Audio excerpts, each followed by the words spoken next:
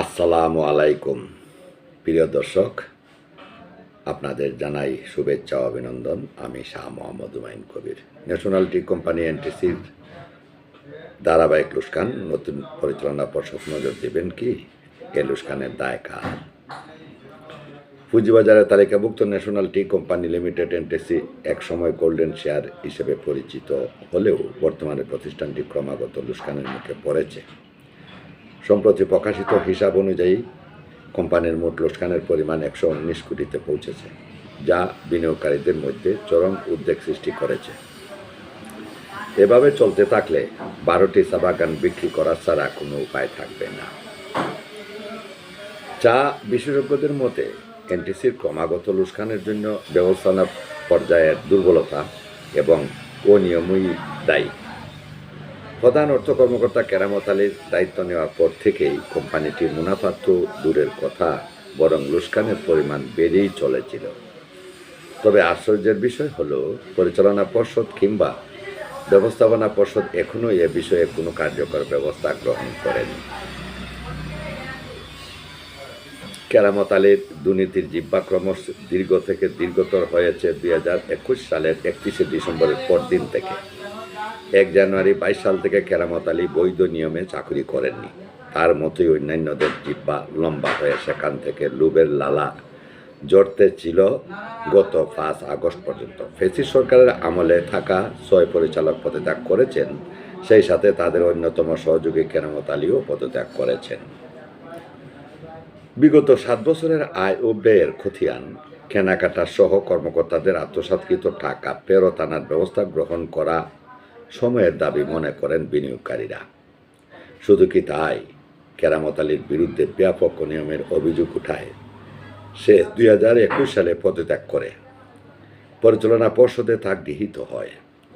এতে করে এমডির লিখিত পত্র পেয়েও আসাদুজ্জামান রাফিকে দায়িত্ব বুঝিয়ে না দিয়ে তিনি সম্পূর্ণ অনিয়মতান্ত্রিকভাবে দীর্ঘ 3 বছর চাকরি করেন শেখ কবির ও নাফিস শরাফতের প্রভাব প্রতিপত্তি নিয়ে।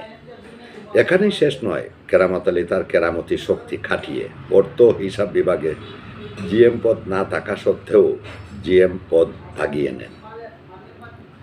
উপরের দুটি অনিয়মকে ঢাকতে এরপর চাকরির ধরন বদলিয়ে চুক্তিভিত্তিক নিয়োগ ভাগিয়ে নেন।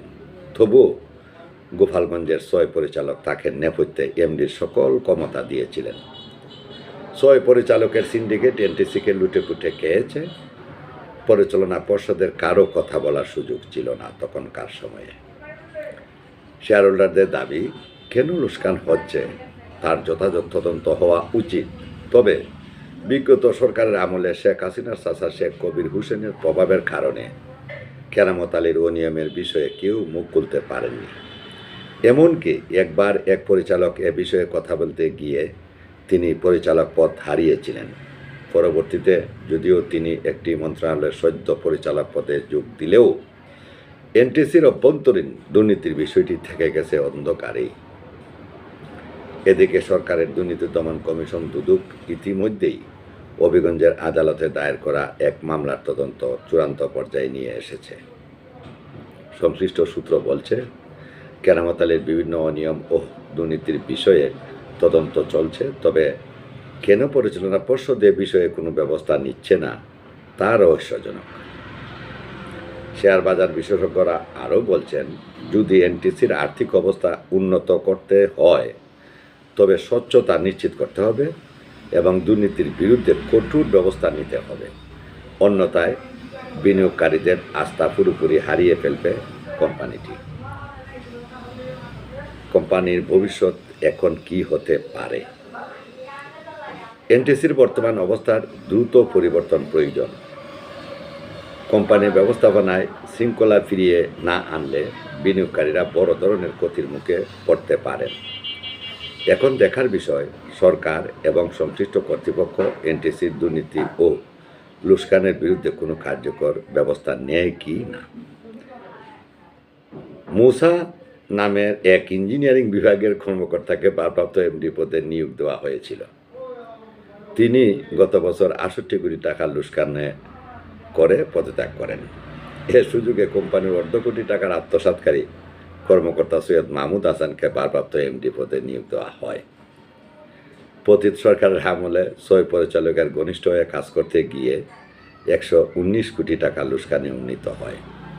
এ ব্যাপারে পরিচালকদের কোনো মাথা ব্যথা নেই বলে জানা গেছে।